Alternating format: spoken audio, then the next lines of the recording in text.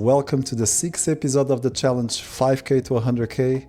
On this episode, I will share with you 3 hands that we had throughout the week, and at the end I will share with you the results that we had on the week and so far on the challenge. Let's do it. Alright, so on our first hand we have an open under the gun to 20 and we are on the big blind with 10-8 off, and I think on this structure with the ante in play and the straddle, I think versus 2.5x we can defend 10-8 off, so we defended. The flop comes 10-10-6 to diamonds. We have 10-8 without the diamond, so we check and it decides to go for a third, and I think here we have a very easy check raise. Can do it with 7-8, 8-9, some flush draws, so we went for 80 and he decides to call. The turn comes the queen of diamonds, so completes the flush draw, and I think here a mixed strategy is fine. We can check or we can bet. We decide to check this time. He checks back.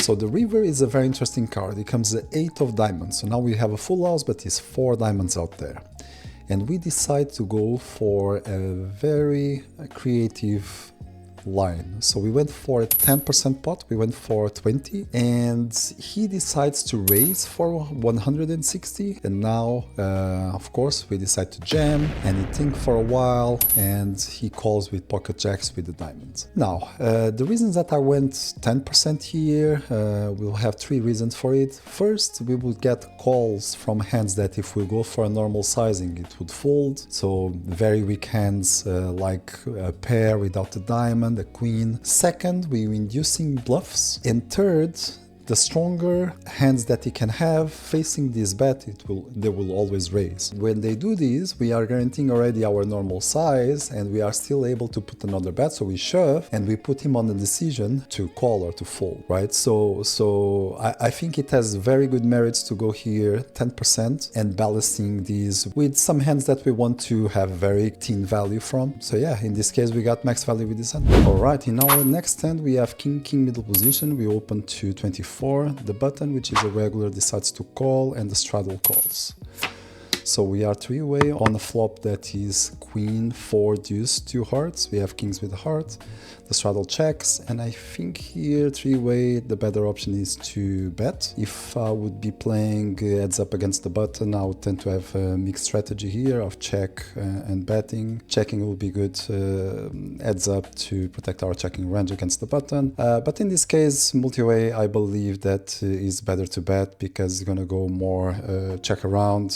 The button is going to check more times, so I think it's good to start to get value with our hand. So we decide to go off pot. The button folds and the straddle calls. The turn comes a 9 of clubs, so now opens the second flush draw, and after the straddle checks, I think here is a good option to polarize our range, and I think an overbet makes sense. So we went a little bit over pot. We went to 12 in 198, and now he decides to check shove, and we have an easy call. So we decide to call, and he had ace 4 of clubs, so he had a pair plus flush draw, and unfortunately he got there.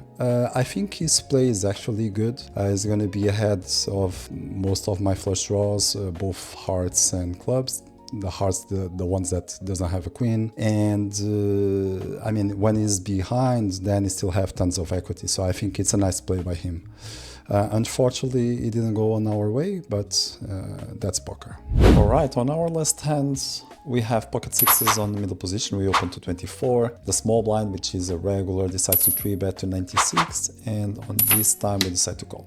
The flop comes 10-10 deuce rainbow, and on the pot of 220 he decides to go half pot, and I decide to call with pocket sixes. The turn comes a 3 of hearts, and now he decides to go for a third, and I think here we can still beat some hands from his side. He can still do this with ace 4 suit, ace 5, he can have like maybe some ace king trying to put pressure on my middle pairs. So I decide to call and evaluate river. And the river comes an offsuit deuce, and the pot is 716, and he decides to go for 25%, 160. Here I believe that my hand is not going to be good anymore. I think he's gonna do a lot of this line with these overpairs like jacks plus. Now my question is if he's able to fold if I jam here. I mean, it's very hard to bluff on this spot. It looks like a lot of 10x when I just call and shove river, and I think him being a good player is able to fold jacks plus here. If it was against a weak player, I would not bluff this spot because they wouldn't fold, but against this player I think it's a good line to represent a 10 and just to shove, putting a pressure on that jacks plus region. Again, I think it's really hard to be bluffing here on my side, and he's perceiving that as super strong, and we found a fold. Now the results of the week. So we start on the 5th of January with a win $7,121. On the 6th of January we won $1,050. On the 7th of January we won $14,111. This was a crazy day. On the night session we managed to win a little bit over $10,000. It's a crazy session.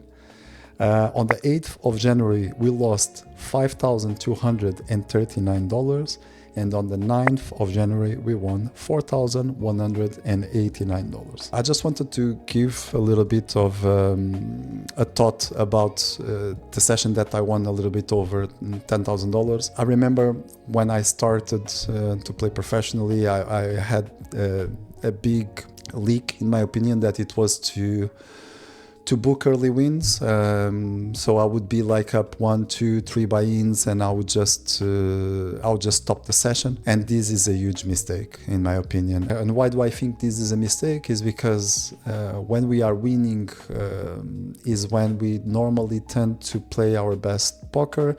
We are not tilted and we are doing the right decisions. So we should maximize that mindset and that state of playing that A game for the maximum period of time. And normally what happens is the players normally tend to, when they are losing, to play long sessions, and when they are winning they just quit to have a green. And I think that is the wrong mentality. I'm still working on the negative one when I'm losing to quit.